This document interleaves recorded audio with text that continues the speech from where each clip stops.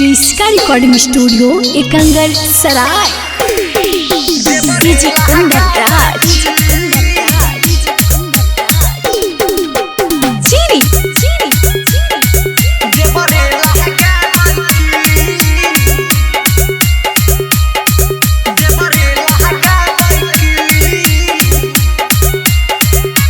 Presented by क्रिस्का films. सखी पिया लगे लाई दिली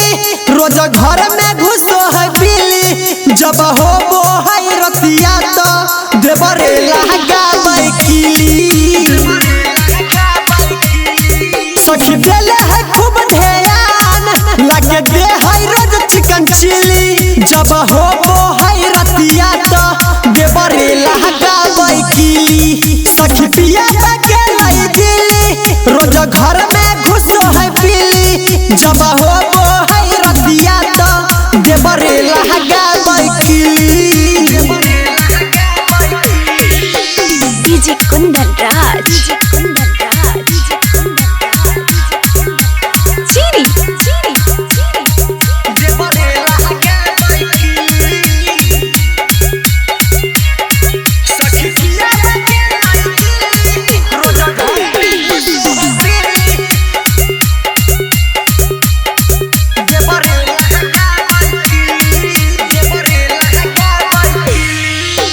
हमर सजनमा करे न फोन मह गेले उ जब से बहरवा गे अयरा से नीमन रह गे सखी नई हर के यारवा गे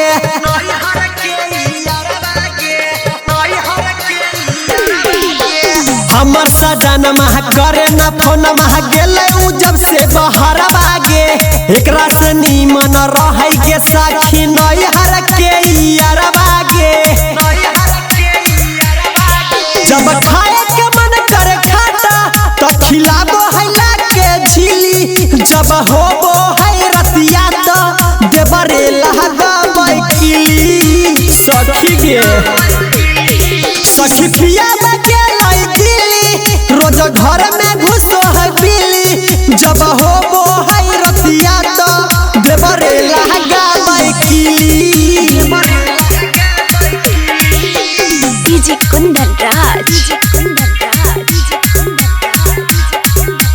चीरी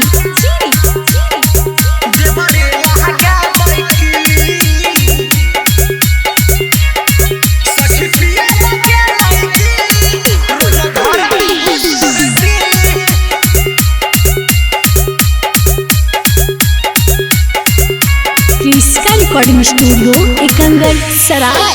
धई के पांजा देह के माजा देवरा कुंदन निरालवा गे औहे खा है रोजो साखी जवानी के फलवा गे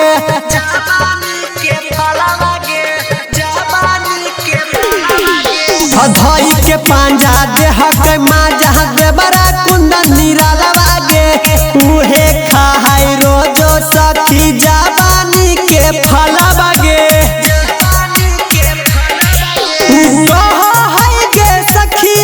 हमारा जैसन ना मिले जब होबो है रतिया तो देवरे लगा बैकिली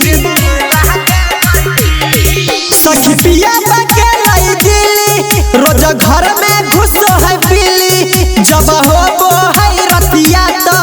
देवरे लगा बैकिली। क्रिस्का रिकॉर्डिंग स्टूडियो एकंगर सराय।